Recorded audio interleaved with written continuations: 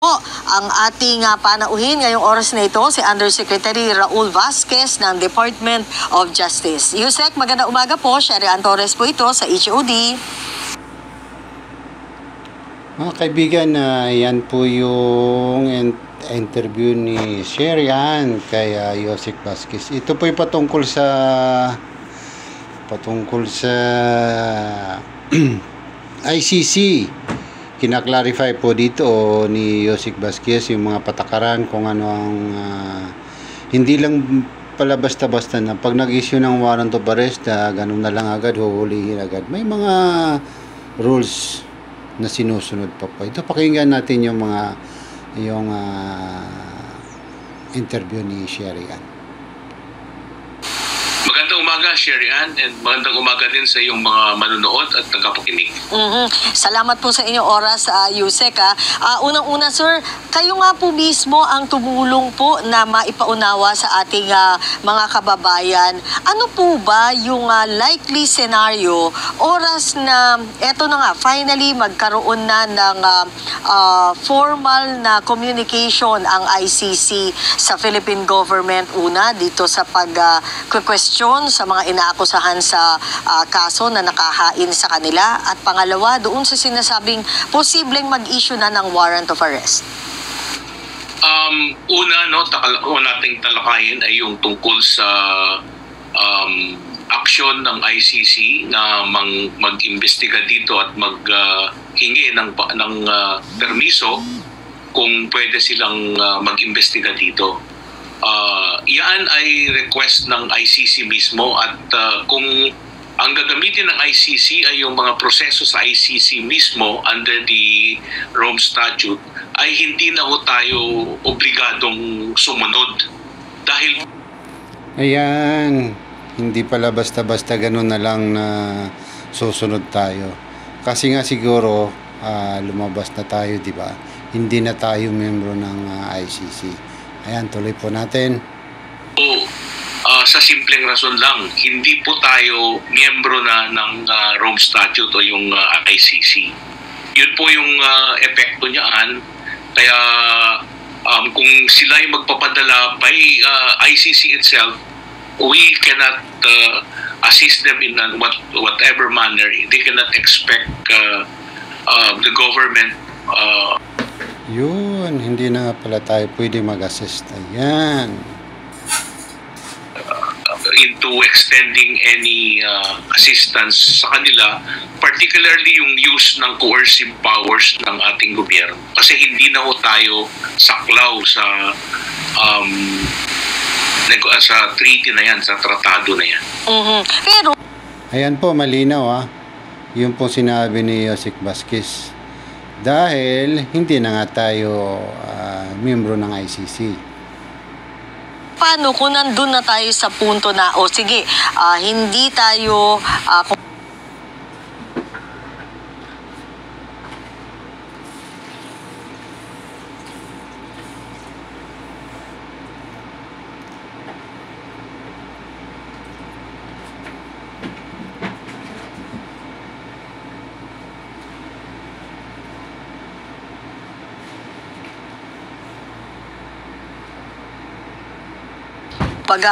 mag-oobliga bilang isang bansa o bilang isang gobyerno, sir, na tulungan sila, hanapin itong mga kailangan na interviewin, ano po.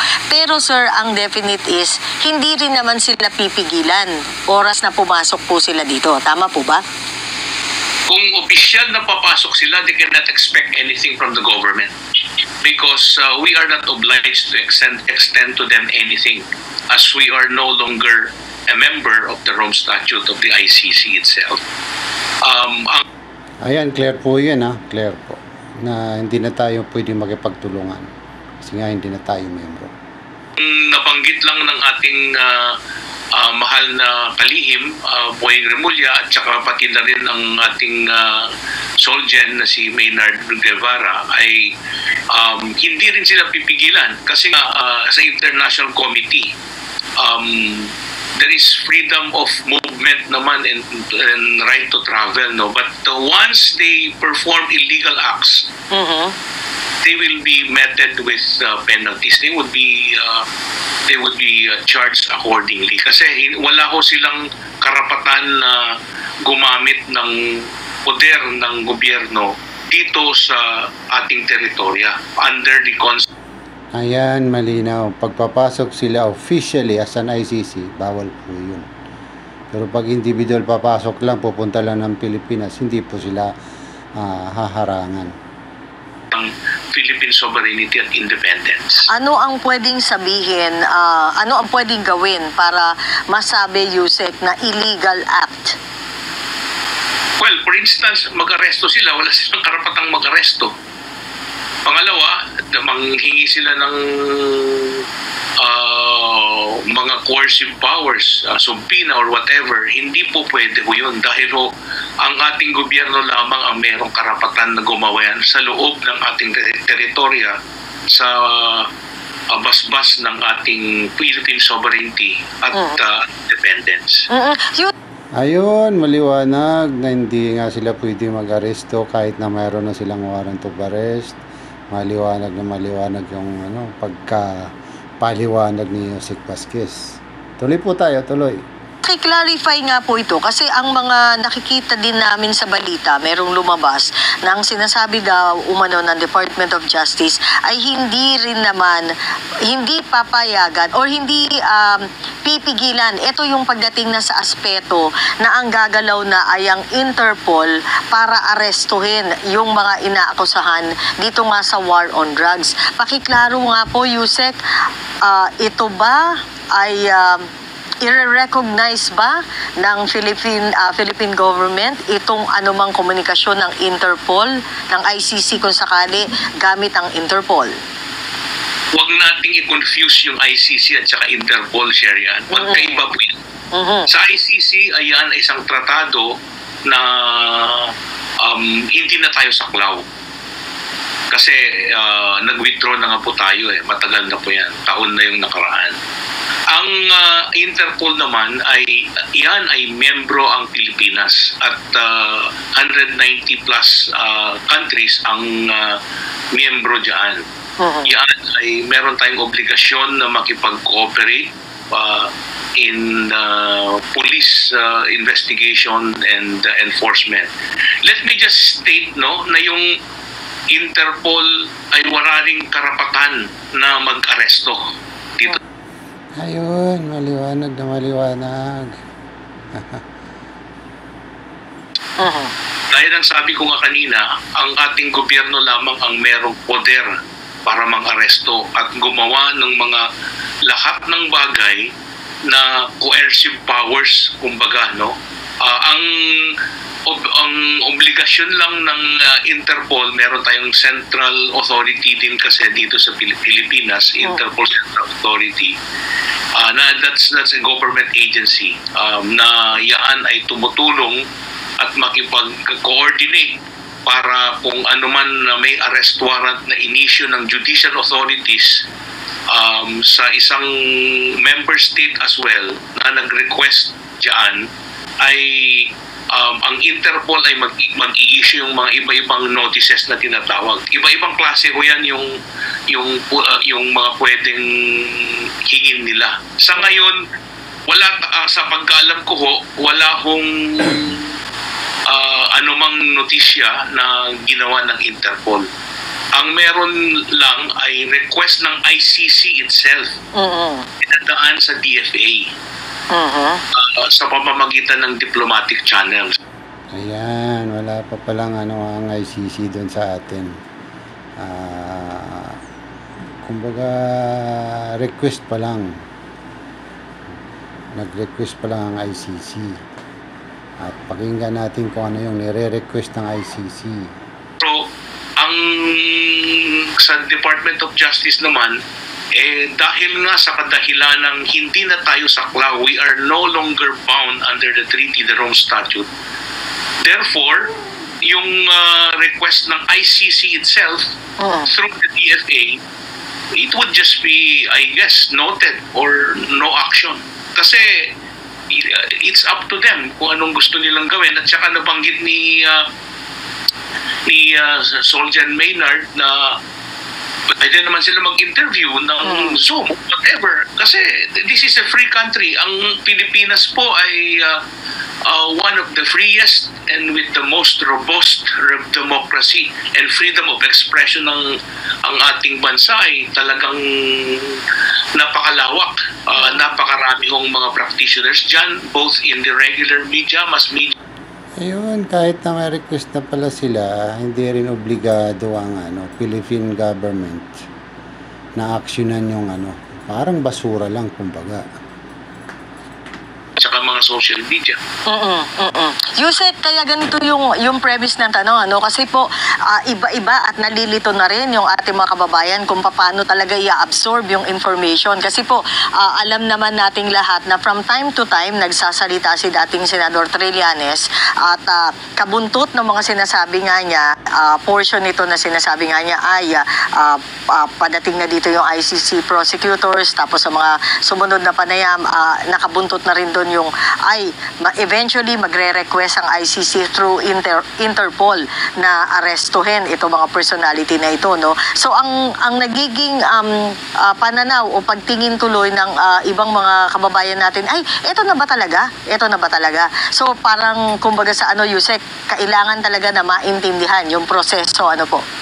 Tama po. At gaya niyang sinabi ng ating Secretary Boying Remulla, ay masinsinang pag-aaral naman ang gagawin ng ating Department of Justice at lahat ng mga legal minds, legal agencies, law enforcement and legal agencies ng ating gobyerno para pag-aralan kung ano yung mga hakbang na gagawin kung dumating sa punto na yan. Sa ngayon kasi, all of these are speculations Ang meron... Ayan, parang chismis lang pala yung ni Trillanes kasi wala pa naman talaga, hindi pa nag-issue ng notice o kaya yung request pa lang ng ICC ang natanggap ng DFA, pero kung hindi actionan ng yun nga, hindi na-actionan, basura, di ba? Yan, tuloy. Kasi nakita ko mismo yan nag-refer ng Department of Foreign Affairs sa amin yung request ng ICC mismo para mag-interview ng mga certain personalities. Pero yan po. Ayan, request pa lang na mag-interview pala. Wala pa pala sa talaga. Malayo pa sa warrant of arrest na sinasabi ni Trillanes. Napakasinungaling talaga. Ay pinadaan nila sa diplomatic channel. Hindi na tayo miyembro ng Rome Statute So, walang saysay talaga yun kung sa tingin namin. Kasi nga, they are trying to approach it by way of the Rome Statute na hindi na tayo obligated under any treaty obligations. So, malayo pa. Yun na nga, malayo pa talaga. Malayo pa sa katotohanan yung mga sinasabi ni Trillanes na magpapadala na ng notice, magpapadala na ng tawag nito, warrant of arrest. Nako, Trillanes talaga. Malayo pa yung tatakbuhin nito, matagal pa. Kung ang halimbawang ang nakaabang lalo yung mga sinasabing biktima po ng war on drugs. Tumatakbo yung proseso naman nila. Yan ang pwede ko nating sabihin. Ayon sa mga impormasyon na naririnig natin at nababasa sa balita, naririnig din sa social media, tumatakbo daw ang proseso. Kasi po, ang ating gobyerno naman ay we remain a responsible and cooperative member of the Law of Nations. Isipin po natin, ang Interpol po ay napaka-importanteng proseso para lahat ng mga law enforcement agencies ay magtulong-tulong at magsama-sama para labanan ang transnational crimes at kung mga krimen na identified under the treaty that established the Interpol.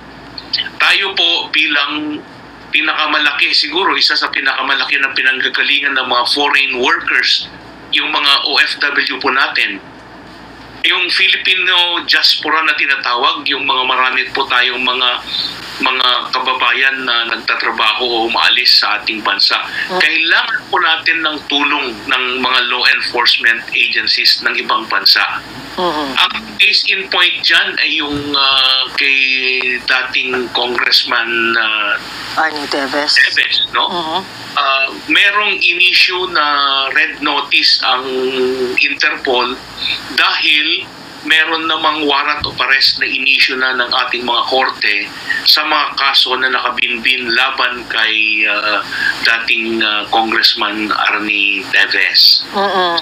Nag-request po na may red notice, yun nga, kayong ano-ano ang notisya kasi yan na manggagaling. So, pwedeng maobliga ka lang kung sa tamang proseso at kung tayo ay saklaw pa sa mga treaties na yan na ginagamit nila. Pero kung ipagpilitan ng ICC yun na gamitin yung mga proseso sa ilalim ng Rome Statute o yung ICC Charter na yan, ay hindi po mangyayari yung gusto nila na para bang gagawa ng hakbangin na may coercive effect dito sa Pilipinas. Hindi po pwede mangyari yun dahil yan po ay it's a serious affront to our Philippine sovereignty and independence.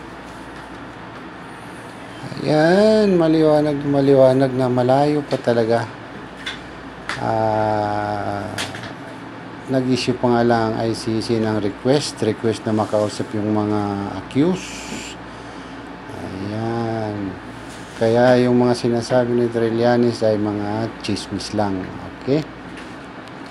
Guys, kung pwede, palike and share naman. At kung pwede pa, pasubscribe na lang po. Maraming salamat po.